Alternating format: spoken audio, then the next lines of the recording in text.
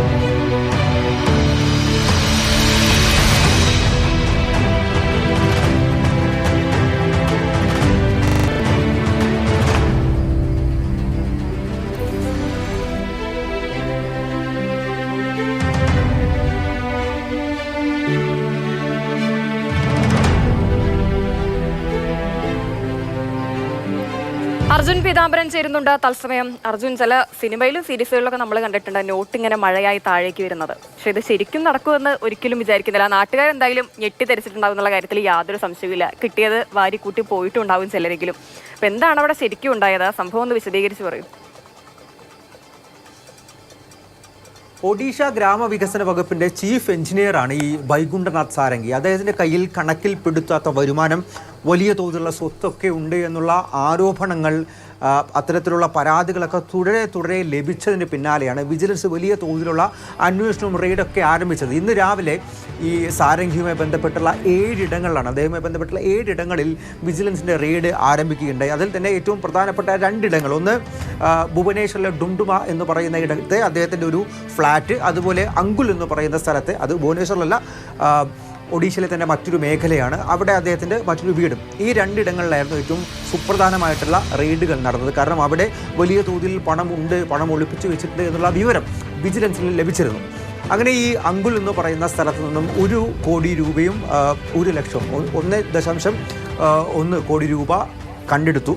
പിന്നാലെ വലിയ തോതിൽ നിരവധി അംഗങ്ങളുള്ളൊരു സംഘം അദ്ദേഹത്തിൻ്റെ ഈ ഡുംഡുമയിലെ ഫ്ലാറ്റിലേക്ക്, ഭുവനേശ്വറിലെ ഫ്ലാറ്റിലേക്ക് എത്തിയിരുന്നു.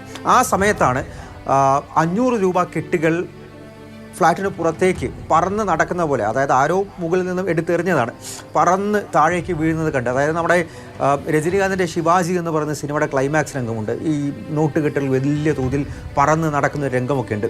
സമാനമായിട്ടുള്ളൊരു സംഭവം. പക്ഷേ ഇവിടെ സംഭവിച്ചത്, ഈ സാരംഗി ഈ വിജിലൻസ് എത്തുന്നു എന്നുള്ള കാര്യം മനസ്സിലാക്കി എങ്ങനെയെങ്കിലും തൻ്റെ കയ്യിലുള്ള ഈ കള്ളപ്പണം, കണക്കിൽപ്പെടുത്താത്ത സ്വത്ത്, അത് ഒളിപ്പിക്കാൻ സാധിക്കുമോ, അല്ലെങ്കിൽ ഏതെങ്കിലും തരത്തിൽ ഈ വിജിലൻസിൽ നിന്നും രക്ഷപ്പെടാൻ സാധിക്കുമോ എന്നുള്ള കാര്യങ്ങൾ ആലോചിച്ച് ഫ്ലാറ്റിൻ്റെ ഒരു സൈഡിൽ നിന്നും, ജനാലിൽ നിന്നും ഈ നോട്ടുകെട്ടുകളെല്ലാം പുറത്തേക്ക് എറിയുകയായിരുന്നു. പക്ഷേ ആ സമയത്ത് തന്നെ വിജിലൻസ് അവിടെ എത്തി ഈ കാര്യങ്ങളെല്ലാം കണ്ടു. മാത്രമല്ല ദൃക്സാക്ഷികളുടെ സാന്നിധ്യത്തിൽ ഈ പണം മുഴുവൻ അവിടെ നിന്നും കണ്ടെത്തുകയും ചെയ്തു. ഈ ഫ്ലാറ്റിൽ നിന്നും, ഭുവനേശ്വറിലെ ഡുംഡുമ എന്ന് പറയുന്ന അദ്ദേഹത്തിൻ്റെ ആ സ്ഥലത്തെ ഫ്ലാറ്റിൽ നിന്നും 1 കോടി രൂപയും കണ്ടെത്തിയിട്ടുണ്ട്. അതായത് 1 കോടി രൂപയാണ് ഏകദേശം ഇയാൾ ഫ്ലാറ്റിൽ നിന്നും എടുത്ത് പുറത്തേക്ക് എറിഞ്ഞത്. 500 രൂപയുടെ കെട്ടുകളായിരുന്നു. അന്വേഷണം എന്തായാലും ഇപ്പോഴും പൂർത്തിയായിട്ടില്ല എന്നുള്ള കാര്യം കൂടി വിജിലൻസ് പറയുന്നുണ്ട്. തുടരുമെന്നുള്ള കാര്യം വ്യക്തമാകുന്നു. ഇനി അദ്ദേഹവുമായി ബന്ധപ്പെട്ടുള്ള മറ്റ് സ്ഥലങ്ങളും അദ്ദേഹത്തിൻ്റെ മറ്റു വരുമാനങ്ങളും എല്ലാം തന്നെ അന്വേഷിക്കും. വലിയൊരു അഴിമതിയുടെ പരമ്പര തന്നെ അദ്ദേഹത്തിൻ്റെ ഭാഗത്തു നിന്നും ഉണ്ടായിട്ടുണ്ട്.